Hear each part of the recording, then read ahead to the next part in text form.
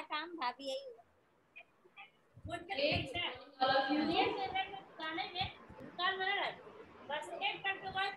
Morning all of you.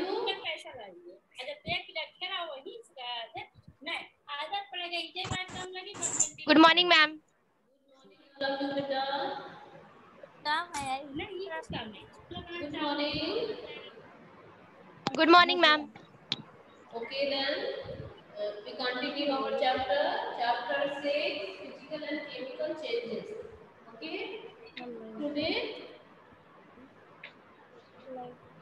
we study, we understand what is the rusting of iron. हमें आज heading इसका 6.3 topic ये पढ़ना था।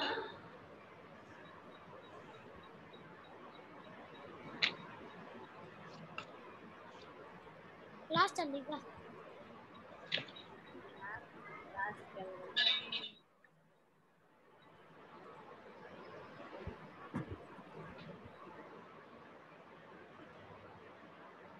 ओके, सो आज हमारा जो टॉपिक है that is rusting of iron.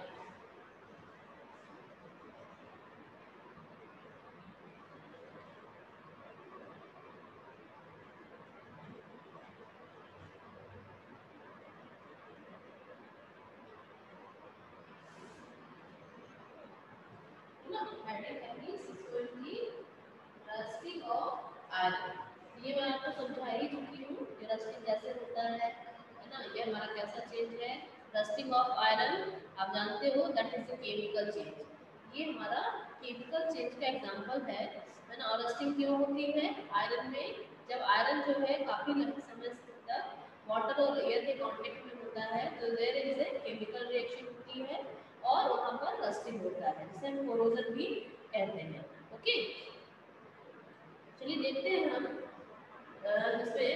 This is one change that affect iron particle and slowly destroys them. ये केमिकल चेंज है जो कि आयरन आर्टिकल में होता है, जो कि इसको डिस्ट्रॉय करता है ना। जब रस्टिंग हो जाती है तो जहाँ पर भी जिस आर्टिकल के जिस पार्ट में ये रस्टिंग होता है वहाँ से वो वीक होने लगता है और धीरे धीरे वो टूट जाता है ना। Since iron is used in making bridge, है ना।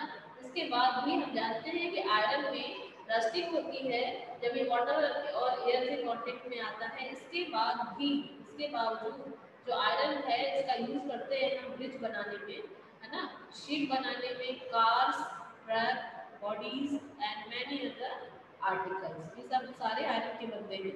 Okay, the monetary loss due to rusting is huge, है ना। तो इस तरह से हम देखें कि जितनी भी हैं आर्टिकल्स हैं, चाहे वो ब्रिज हो, शिप हो, कार हो, ट्रक हो, इतने सारे वाटर और एयर के कांटेक्ट में तो आते ही हैं। बारिश हो गई, है ना, मॉइस्चर है, खड़े हुए तो रस्टिंग होगी, जिसकी वजह से बहुत ज़्यादा लॉस भी होता है। The process of rusting can be represented by the following equation। इसको हम इक्वेशन से समझ सकते हैं। सपोज दैट आयरन का जो फॉर्मूला होता है दैट इज Fe। जब ये ऑक्सीजन के कांटेक्ट में आता है ना, तो फ्रॉम एयर, उसको एयर से मिल जाती है और वाटर के कांटेक्ट में आता है तो रस्ट बनाता है। रस्ट का फॉर्मूला होता है आयरन ऑक्साइड, यानी Fe2O3।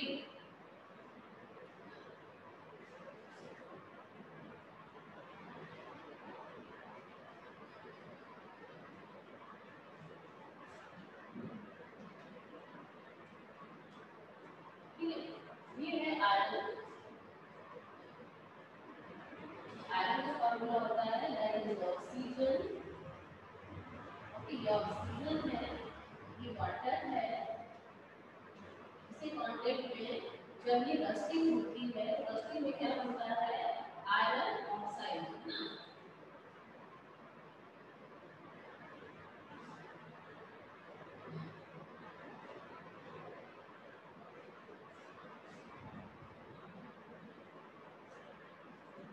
ये रिएक्शन होता है ना, ये Fe आयरन का सिंबल है, ऑक्सीजन और वाटर की प्रेजेंस से रस्टिंग होती है। रस्टिंग होने पर ये रस्ट है, इसका फॉर्मूला होता है आयरन ऑक्साइड, इसको बोलते हैं Fe2O3। ओके, ये प्रोसेस है जो कि रस्टिंग को रिप्रेजेंट करता है। तो for rusting the presence of both oxygen and water is essential, यानी रस्टिंग के लिए जो वाटर है ना और ऑक्सीजन है ये एसेंशियल। रस्टिंग तभी होगी जब इसको प्रॉपर मॉइस्चर और ऑक्सीजन मिलेगी। ओके, इनफैक्ट वास्तव में होता क्या है, इफ द कंटेंट ना, if the content of moisture in air is high, suppose that rainy season है जैसा अभी चल रहा है ना, इस समय जो सीजन चल रहा है अपना मानसून वाला सीजन है, रेनी सीजन है, इस समय जो है अपने क्लाइमेट में मॉइस्चर बहुत ज़्यादा होता है ना, यदि हाई है which means if it is more humid, बहुत ज़्यादा ह्यूमिडिटी है, रस्टिंग बिकम्स फास्टर। इस समय का जो क्लाइमेट है, जो सीजन चल रहा है अपना, इसमें बहुत एटमॉस्फेयर में बहुत ज़्यादा मॉइस्चर होता है और यही वो फेवरेबल कंडीशन है जिससे रस्टिंग बहुत ज़्यादा होती है। So how do we prevent rusting, तो हम इस रस्टिंग को कैसे रोक सकते हैं? Prevent iron particles from coming in contact with oxygen, तो हमें क्या करना होगा, जितने भी हमारे आयरन के आर्टिकल्स हैं उसको इस ऑक्सीजन के कांटेक्ट में और वाटर के कांटेक्ट में नहीं आने देना है ना। इसके लिए हम क्या करेंगे, दोनों के कांटेक्ट में नहीं, यदि आयरन आर्टिकल्स हैं वाटर और मॉइस्चर या इसको ह्यूमिडिटी नहीं मिल रही है तो इसमें रस्टिंग नहीं होती और इसकी लाइफ बढ़ जाती है। तो one simple way to is to apply a coat of paint. आप क्या करो, जो भी आयरन आर्टिकल्स हैं आपके घर में, आप उसमें पेंट कर सकते हैं और ग्रीस लगा सकते हैं, है ना। पेंट करने से और ग्रीस लगाने से क्या होगा, ये डायरेक्टली जो है मॉइस्चर एंड वाटर और एयर के कांटेक्ट में नहीं आते हैं और इनमें रस्टिंग नहीं होती है, जिसकी वजह से कि ये ड्यूरेबल हो जाते हैं, लॉन्ग लाइफ, इनकी जो लाइफ है वो लॉन्ग हो जाती है, काफ़ी लंबे समय तक चलते हैं। In fact these coats should be applied regularly to prevent rusting. तो जितने भी आयरन आर्टिकल्स हैं तो उन पे हमें समय समय पर पेंट या ग्रीस अप्लाई करते रहना चाहिए जिससे कि उसमें रस्टिंग ना हो, है ना। Another way is to deposit a layer of a metal like chromium और जिंक ऑन आयरन। हम जब एक और भी है मेथड, हम क्या करें, हम इस पे जो ये हमारा आयरन है इसके ऊपर हम क्रोमियम या जिंक, है ना, ये भी एक मेटल है लेकिन ये जो है ये रस्टिंग रेजिस्टेंट है ना। जो क्रोमियम और जिंक है इनके ऊपर रस्टिंग नहीं होती है ना। तो यदि हम इस दूसरे सपोज आयरन है, आयरन के ऊपर हम क्रोमियम या जिंक, है ना, जो कि ये भी मेटल ही है, इनका पेंट कर देते हैं, है ना।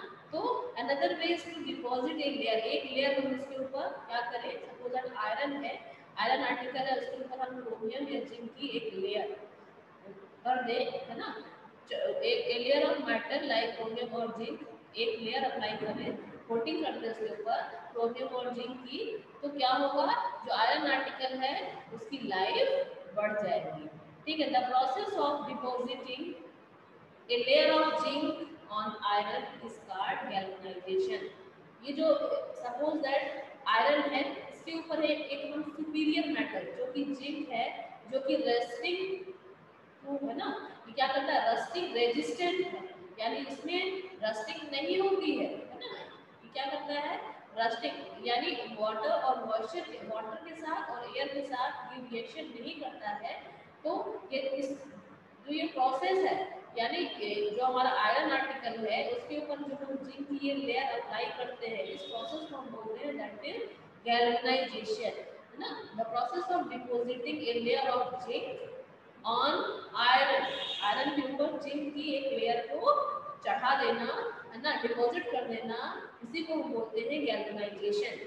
The iron pipes we use in our homes to carry water are galvanized to prevent rusting. जो आयरन के जो पाइप्स जो है अपने घरों में जब घर बनता है उस समय हम डलवाते हैं वाटर पाइपलाइंस के लिए, तो उनमें ऑटोमेटिकली वो पहले से ही गैल्वेनाइज्ड होते हैं, उनके ऊपर जिंक की पॉलिश होती है ना, जिंक की कोटिंग की हो, जिंक की एक लेयर डिपॉजिट होती है जिसकी वजह से वो रस्टिंग रेजिस्टेंट हो जाते हैं, यानी रस्टिंग उनमें नहीं होती है और उनकी लाइफ बढ़ जाती है। You know that ships are made of iron, वो भी आयरन के बनते हैं, and a part of them remains under water। जो शिप है वो तो वाटर के ऊपर मूव करता है ना, तो और उसका जो है जो एक पोर्शन है वो कंटिन्यू नीचे का जो पोर्शन होता है जिसके थ्रू वो वाटर में फ्लोट करता है ना, तो वो तो वाटर के कांटेक्ट में कंटिन्यू रहता है ना। तो क्या होगा, remains underwater, वाटर के अंदर आता है on the part above water also, है ना, on the part above water also, जो वाटर के ऊपर है वो तो वो भी रहता है, और जो वाटर के ऊपर फ्लोट करता है वो तो कंटिन्यू रहता है ना। तो क्या करें, वाटर ड्रॉप्स कीप क्लिंजिंग, है ना, clinging to the shape outer surface, जो वाटर है वो उसकी आउटर सरफेस के क्लिंगिंग मींस होता है कांटेक्ट में आना, कांटेक्ट में आता रहता है बार बार। Moreover the water of the sea contains many shark, जो सी है समुद्र है हमारा, सी वहाँ के जो वाटर है हम जानते हैं वो साल्टी वाटर है, उसमें साल्ट होता है ना। तो क्या होगा, the salty water, the salt water makes the process of rusting formation faster। देखिए जो सी है, सी का वाटर साल्टी है, यदि वाटर साल्टी होगा तो रस्टिंग की प्रोसेस को और भी ज़्यादा फास्ट कर देता है। Therefore ships suffer a lot of damage from rusting in spite of being painted, है ना।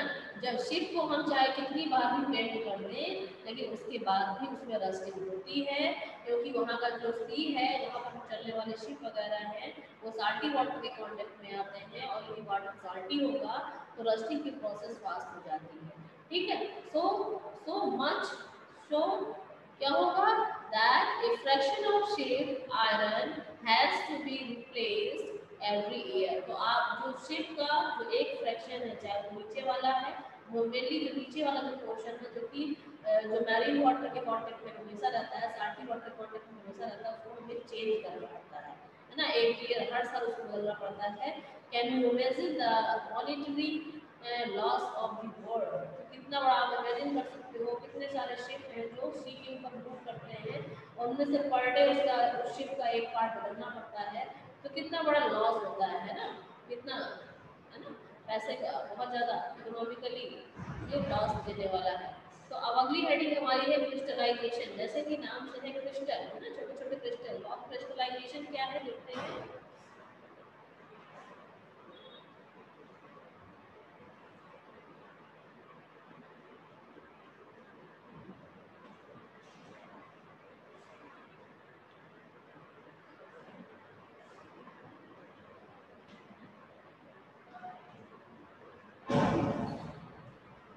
ओके, अगली प्रोसेस है क्रिस्टलाइजेशन।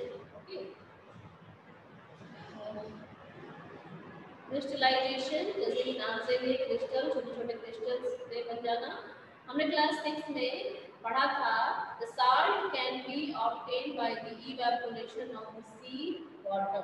द सी वाटर है, सपोज दैट जो हमने सी से वाटर लिया है, यदि हम उसको इवेपोरेशन करते हैं, उसको बॉइलिंग, उसको कंटिन्यू बॉइल करें, तो हम देखेंगे कि उसमें वाटर है वो इवेपोरेट हो जाएगा, और हमको जो उसकी जब पूरा वाटर इवेपोरेट हो जाता है तो हमारा यूटेंसिल जिसमें हम उसको बॉईल कर रहे थे, आप देखेंगे उसकी बॉटम में आपको शार्ट मिल जाता है, किस फॉर्म में मिलता है, क्रिस्टल फॉर्म में मिल जाता है, ठीक है। the salt obtained is this manner is not pure, pure नहीं होता, and its crystals are small, और इसके जो crystals होते हैं बहुत छोटे छोटे होते हैं, ठीक है। the shape of the crystals cannot be seen clearly, और जो साल्ट और क्रिस्टल भी आप क्लियरली नहीं देख पाते। However, large crystals of pure substance can be formed from their solution. The process is called crystallization। ठीक इसी तरह से, है ना, आप, है ना, जैसे जैसे शुगर है, सपोज हमने शुगर सॉल्यूशन लिया, है ना, हमने एक ग्लास में हमने 4 टीस्पून हमने शुगर डिसॉल्व करी, है ना, जब वो अच्छे से डिसॉल्व हो गई तो हमने इसको किसी भी यूटेंसिल में रख करके गैस बर्नर ऑन करके इसको बॉईल करना स्टार्ट किया, और तब तक बॉईल किया जब तक कि पूरा जो वाटर था वो इवेपोरेट न हो जाए। जब इसका पूरा वाटर इवेपोरेट हो जाएगा तो आप नीचे देखोगे वाटर में आपको शुगर वापस मिल जाती है, इस फॉर्म में क्रिस्टल फॉर्म में मिल जाती है। That process is known as crystallization. It is an example of physical change, ये फिजिकल चेंज का एग्जांपल है। कैसे? हमने वाटर में शुगर डिजोल्व किया था और वो शुगर हमको जब हमने वाटर अपने सॉल्यूशन का इवेपोरेशन किया तो हमको शुगर हमको फिर से मिल गई। तो ये हमारा फिजिकल चेंज है। ओके, अब देखते हैं एक्टिविटी 6.9।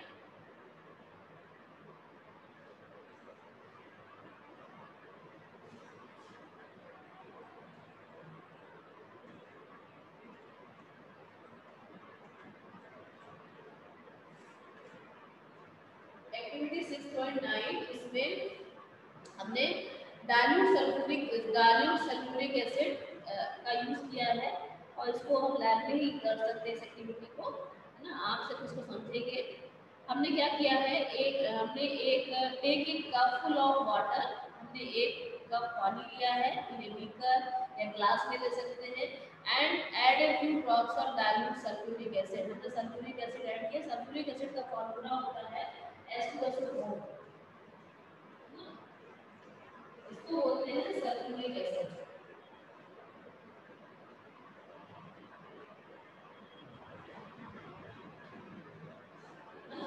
ये है H2SO4, ये इसका फॉर्मूला है, इसको बोलते हैं सल्फ्यूरिक एसिड। हमने एक कप वाटर लिया, है ना, बीकर में या ग्लास में, उसमें हमने कुछ ड्रॉप्स हमने किसकी डाली, सल्फ्यूरिक एसिड की डाली। हीट द वाटर, और वाटर को हमने हीट किया। व्हेन इट स्टार्ट बॉइलिंग, जैसे इसकी बॉइलिंग स्टार्ट होगी, हमने copper sulphate powder, copper sulphate का जो पाउडर होता है उसको हमने ऐड कर दिया।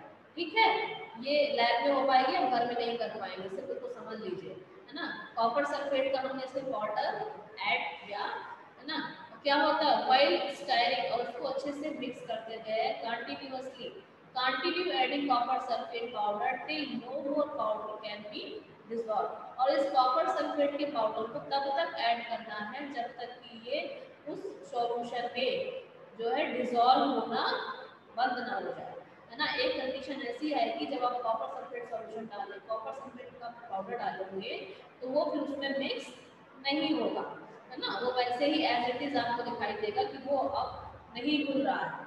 उस हमारा जो वाटर था और सल्फ्यूरिक एसिड का जो सॉल्यूशन था उसमें अब और डालने पर कॉपर सल्फेट का जो पाउडर है वो डिजॉल्व नहीं होगा। तो वो कंडीशन क्या कहलाएगी, दैट ना। तो इसमें क्या देखोगे आप, फिल्टर। अब आप देखोगे till no more powder can be dissolve, उससे ज़्यादा आप उसमें पाउडर डिजॉल्व नहीं कर सकते हैं। तो क्या करेंगे, फिल्टर द सॉल्यूशन, उस सॉल्यूशन को हम फिल्टर कर लेंगे and allow it to cool, और उसको ठंडा होने देंगे। ठीक है, do not disturb the solution, solution को डिस्टर्ब नहीं करना है।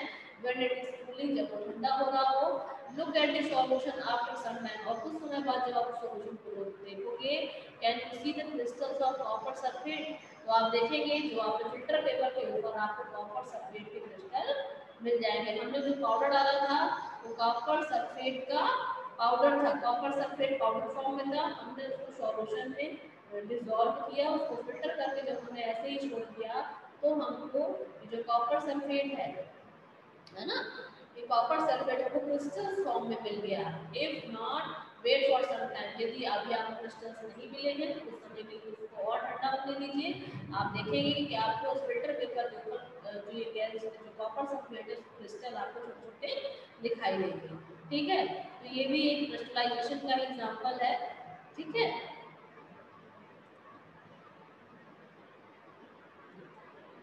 This is also known as crystallisation.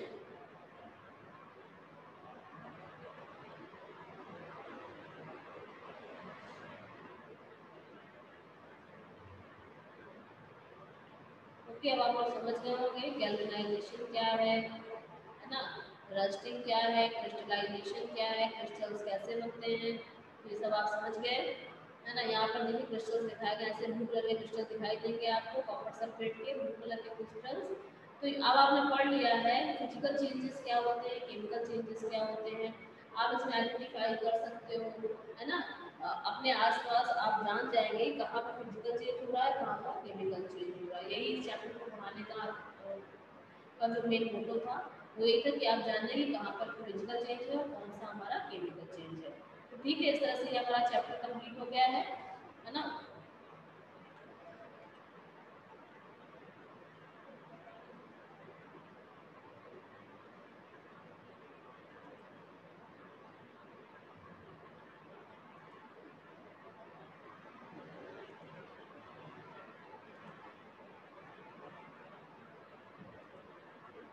में बेटा? Hello hello ma'am. Yes, ma'am. Yes ma'am. Hello Yes, ma'am. बेटा, ये चैप्टर तो अपना कंप्लीट हो गया विद इसके कल हम क्वेश्चन आंसर करेंगे क्लास में, एक्सरसाइज आपका फाइंड आउट करके आएंगे, ठीक है? अभी इस चैप्टर में किसी को समझ में नहीं आया हो तो आप लोग पूछ लीजिए। फिजिकल चेंज क्या है आप लोग समझ गए? फिजिकल चेंज किसे कहते हैं, केमिकल चेंज किसे कहते हैं, समझ में आया कि नहीं? Yes, ma'am. Yes ma'am. जरा बताना अंशिका, फिजिकल चेंजेस क्या होते हैं? पंचायत में बाबूलाल चल रहा है, बहुत दबंग ऋषि, मैम जिस चेंज में किसी फिजिकल प्रॉपर्टीज में चेंज होता है तो फिजिकल चेंज कहते हैं। फॉर एग्जांपल कोई एग्जांपल दीजिए फिजिकल चेंज का। ऋषि, फिजिकल चेंज कोई एग्जांपल बताएं।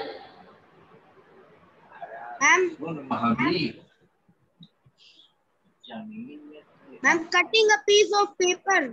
पेपर कटिंग, यानी आपने एक लार्ज शीट ऑफ पेपर लिया, उसको कट करके स्मॉल पीसेस में कन्वर्ट कर दिया, तो पहले भी पेपर था बाद में भी पेपर है, तो that is a physical change. Good.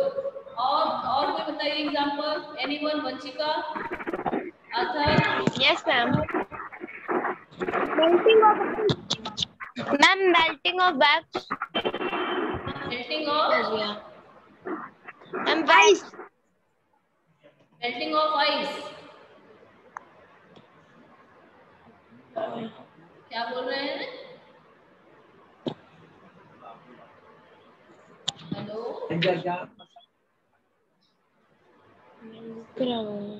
Vanshika, सही है। जो आपने मेल्टिंग ऑफ आइस बताया है वो भी एक फिजिकल चेंज है, क्योंकि हमने आइस लिया, वो जब मेल्ट होती है तो वाटर में कन्वर्ट हो जाती है, और उस वाटर को दोबारा से आप फ्रीज में रख दो। Melting of wax ma'am. Melting of wax है ना, ये भी हमारा जो है फिजिकल चेंज है। वैक्स जो है वो मेल्ट होती है ना, और दोबारा से आप चाहो तो उससे फिर से कैंडल बना सकते हो, है ना? ओके। Yes ma'am. हाँ, लेकिन जो बर्निंग ऑफ कैंडल है वो हमारा केमिकल चेंज होता है, ठीक है, क्योंकि इसमें साथ में Yes, स्मोक ma'am. बनता है। मेल्टिंग ऑफ वैक्स कहेंगे फिजिकल है, बर्निंग ऑफ कैंडल यदि आप बोलते हो तो वो केमिकल चेंज हो जाएगा। और बताइए। अच्छा, केमिकल चेंज क्या है और कोई बताएगा? अथर बताइए।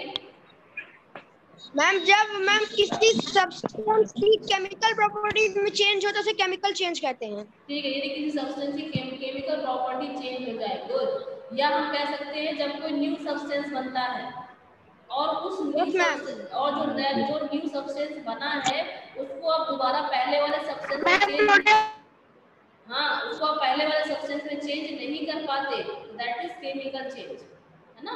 इसको बोलेंगे केमिकल चेंज। और ये कैसी होती है? ये इरिवर्सिबल होती है। जो फिजिकल चेंजेस होते हैं वो रिवर्सिबल होते हैं, ठीक है, यानी एक स्टेट को आप दूसरे में चेंज कर सकते हैं, है ना, और दूसरे को फिर पहले वाले में चेंज कर सकते हैं। लेकिन केमिकल चेंजेस में ऐसा नहीं होता। यदि एक बार रिएक्शन हो गई है और कोई न्यू सब्सटेंस बन गया है तो उससे आप दोबारा पहला वाला सब्सटेंस नहीं बना सकते, that is known as chemical change. Physical change में कोई भी न्यू सब्सटेंस नहीं बनता, लेकिन केमिकल चेंज में न्यू सब्सटेंस बनते हैं। Is that clear? ओके बेटा? Yes, ma'am. ओके देन, कल क्वेश्चन आंसर फाइंड आउट करके आएंगे। और कुछ पूछना हो तो पूछ सकते हैं आप लोग। हो गया? Everything is clear? अब भाई ओके देन, बाय बेटा, बाय।